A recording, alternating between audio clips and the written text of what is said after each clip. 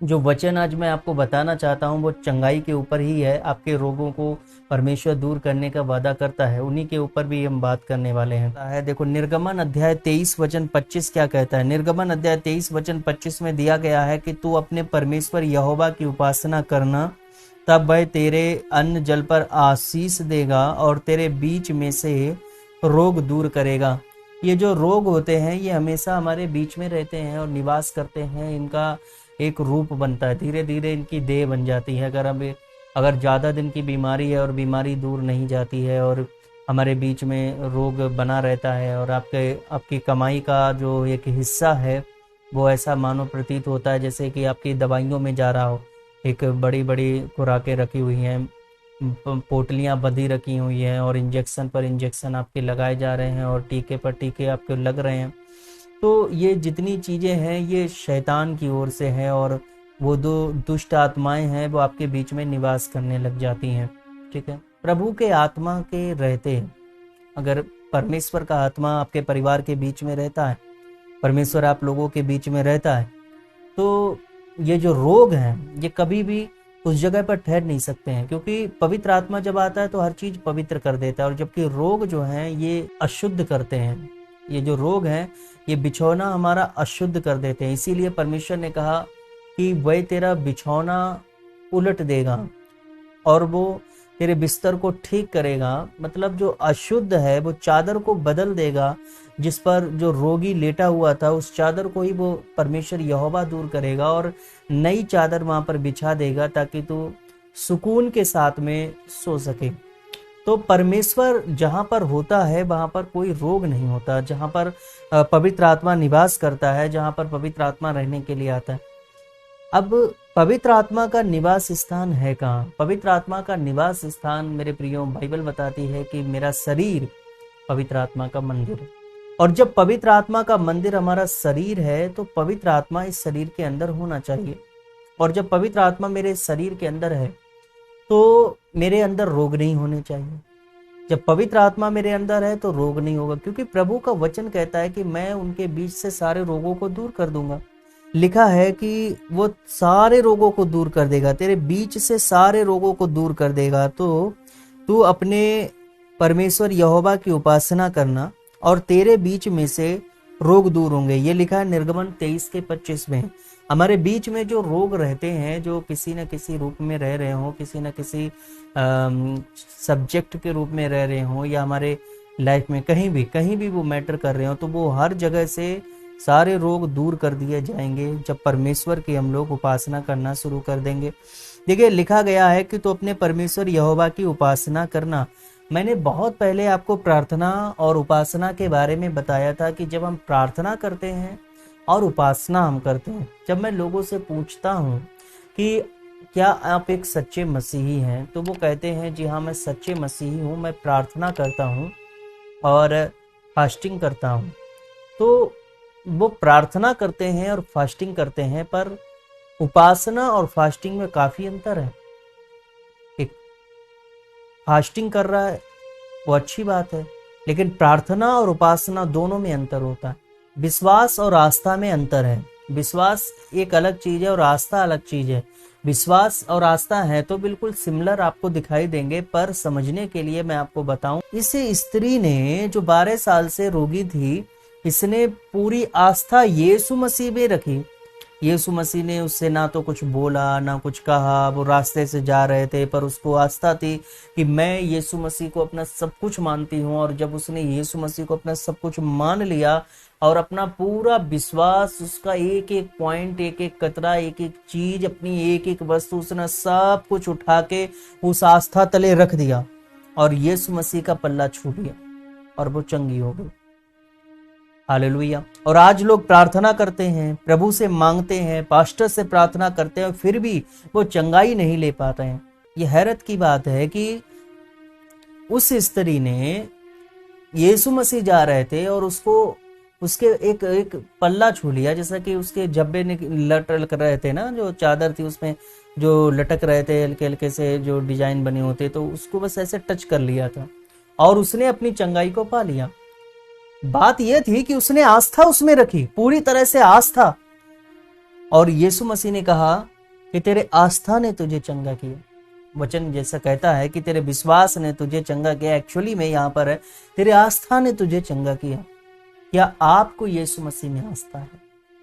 क्या आपको वो आस्था है पूरी तरह से उसको अपना सब कुछ दे देना, समर्पित कर देना, पूरा अपना प्राण, गूदा गूदा शरीर का कतरा कतरा और विश्वास, मन, आत्मा, वो सब कुछ प्रभु यीशु को दे देना। और जब प्रभु यीशु को हम दे देते हैं तो प्रभु यीशु आपको चंगाई देता है। वो कहता है कि तेरे आस्था ने तुझे चंगा कर दिया, तूने जो प्यार किया। और यही तो वचन कहता है, निर्गमन ग्रंथ में लिखा है कि तू अपने परमेश्वर की उपासना करना। उपासना सिर्फ वही लोग करते हैं, प्रार्थना करने वाला सिर्फ मांग करता है, पर उपासना करने वाला उसकी महिमा करता है। क्या आपने अभी तक अपने परमेश्वर की महिमा की है? लिखा है कि तू अपने परमेश्वर यहोवा की उपासना करना, तब वह तेरे बीच से रोग दूर करेगा। अगर आप चंगा होना चाहते हैं, अगर आप रोग मुक्त होना चाहते हैं, तो उसकी उपासना करना शुरू करो। संडे मीटिंग में अभी हाल ही में मैं बता रहा था कि पौलुस और सीलास जब जेल में बंद थे और उनके पैरों को काट में ठोंक दिया गया था, बांध दिया गया था, और वो लोग क्या कह रहे थे कि सीलास हम लोग अकेले हैं। और सीलास बोला पौलुस से कि तो मुझे क्या करना चाहिए? चलो, पौलुस बोला चलो हमें गीत गाएं, चलो हम गीत गाएं। तो उसने गीत गाना शुरू कर दिया। जब उसने गीत गाने शुरू किए, उपासना करना परमेश्वर की शुरू किया, उसको ये मतलब नहीं था कि मुझे इन बंधनों से आज़ादी के लिए मुझे गीत गाने होंगे। जैसा कि पास्टर ने कह दिया कि पास्टर ने बताया कि 5 गीत प्रभु के गा लेना और तुम चंगे हो जाओगे, और वो 5 गीत गाए और चंगे नहीं हुए। तो वैसा वाला यहाँ पर नहीं था कोई भी सिस्टम कि पौलुस ने कहा कि अगर तुम गीत गाओगे, परमेश्वर के गीत गाओगे तो तुम चंगे हो, तो यहाँ से हम मुक्त हो जाएंगे। ना तो पौलुस को ये बात पता थी, ना सीलास को ये बात पता थी कि हम लोग मुक्त हो जाएंगे। पर उन्होंने तो अपने मन से उसकी उपासना करना शुरू किया, और बिना कोई बात के, बिना कोई चीज के उन्होंने बस गीत गाना शुरू किया, बस स्टार्ट कर दिया, बस उन्होंने शुरू कर दिया। और जब शुरू किया तो अचानक से एकाएक भारी भूकंप हुआ और तहखाना पूरा हिल गया और पूरा जेल खाना हिल गया, और फिर उसके बाद वो सारे बंधन उनके छूट गए और वो मुक्त हो गए। तो ऐसे ही आपके भी बंधन टूटेंगे, मुक्त हो जाएंगे। आप भी जब आप उपासना करना शुरू करेंगे, और आप जब उपासना करें तो आप ऐसे गीतों को ना गाएं, रोगी हूं मैं प्रभु दर्शन दे दे, मुझे चंगा कर दे प्रभु, मुझे चंगाई दे दे, ये गीतों को मत गाओ। इन गीतों को आप गाओ तब जब आप प्रार्थना कर रहे हो, आप गीतों में बोल सकते हो, पर उपासना के दौरान उसकी महिमा करो, उसकी महिमा करो। बंधन टूट जाएंगे, मेरा यीशु है सबसे महान। ऐसे वाले गीतों को जिससे परमेश्वर की प्रतिष्ठा हो, ऐसे गीतों से जब हम उसकी आदर करेंगे, उसका महिमा देंगे, तो परमेश्वर एकाएक भारी भूकंप को भेजेगा और आपके रोग पूरी तरह से मुक्त हो जाएंगे, आप पूरी तरह से छूट जाएंगे। और यही परमेश्वर का वचन कहता है। हालेलुया। और मैं आपको एक बात और बताना चाहता हूँ, रोग में मनुष्य अपनी आत्मा से संभलता है, परंतु जब आत्मा हार जाती है तब इसे कौन सह सकता है। नीति वचन 18:14 कहता है, आप बहुत से रोगी होंगे और आपकी आत्मा ने अब उम्मीद छोड़ दी हो सकती है कि अब मैं चंगा शायद ही होऊंगा। और जो लोग उम्मीद को छोड़ देते हैं तो वो कभी चंगाई नहीं ले पाते हैं, क्योंकि जिनकी आशा मर जाती है उनके लिए कुछ नहीं रहता। और लेकिन हमारी आशा जीवित है, हमारी आशा किसमें है? यीशु मसीह में, और वो जीवित आशा है। हालेलुया। और यहाँ पर वचन कहता है कि रोग में मनुष्य अपनी आत्मा से संभलता है। जब आत्मा टूट जाती है, जब आत्मा हार जाती है, तो कोई भी रोग जो है उसके बाद तो उसको छोड़ता नहीं, वो उसको और जकड़ लेता है। इसीलिए हमारी आत्मा को कमजोर नहीं पड़ने देना है, और अपने आत्मा से कहो कि यीशु पर विश्वास करो, हम परमेश्वर की महिमा करेंगे, हम उसकी आराधना करेंगे तो हम चंगे हो जाएंगे। हालेलुया। हम उसकी आराधना करते रहेंगे, वो हमें दे या ना दे, पर हम उसकी आराधना करते रहेंगे। और इस भाव के साथ में जब आप उसके प्यार करेंगे तो मेरे प्रियो, आप पूरी तरह से मुक्त हो जाएंगे।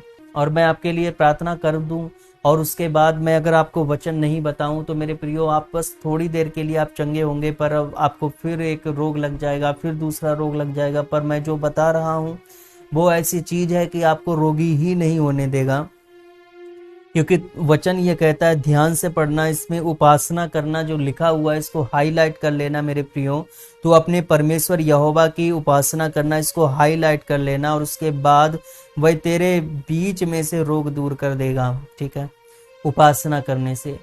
यहाँ पर प्रार्थना की बात नहीं है, हम लोग प्रार्थना करते हैं, प्रार्थना करें, प्रार्थना को मैं मना नहीं करता हूं, पर उपासना के द्वारा भी जब मैं उपासना करूंगा तो मैं उपासना रोगों के लिए नहीं करूंगा, मैं उपासना अपने मन से परमेश्वर की करूंगा, रोग तो वो अपने आप दूर करेगा।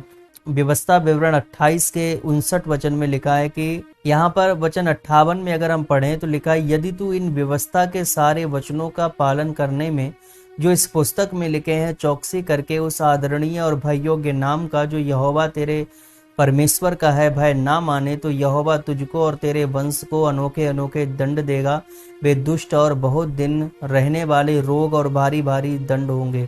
अगर हमारा भय, अगर हम परमेश्वर से भय नहीं रखते, अगर हम परमेश्वर के नाम की उपासना नहीं करते हैं, उसकी स्तुति नहीं करते हैं, तो अलग अलग तरीके के दंड यहाँ पर आते हैं, अलग अलग तरीके के रोग आते हैं और समझ नहीं आता कि क्या। आपको पता है एक पिंपल बिल्कुल साधारण सा रोग है, बिल्कुल साधारण कि पिंपल आ रहा है, लेकिन एक एक एक गर्ल के लिए, एक लड़की के लिए जब पिंपल बहुत सारे आते हैं तो उसके लिए ये शर्म की बात होने लगती है कि वो बाहर नहीं निकल पाती और उसको उसको दुष्ट आत्मा उसको घर में ही बंद कर देता है और वो बाहर नहीं जा सकती। उसको एक नहीं, पिंपल से उसका चेहरा भर देता है।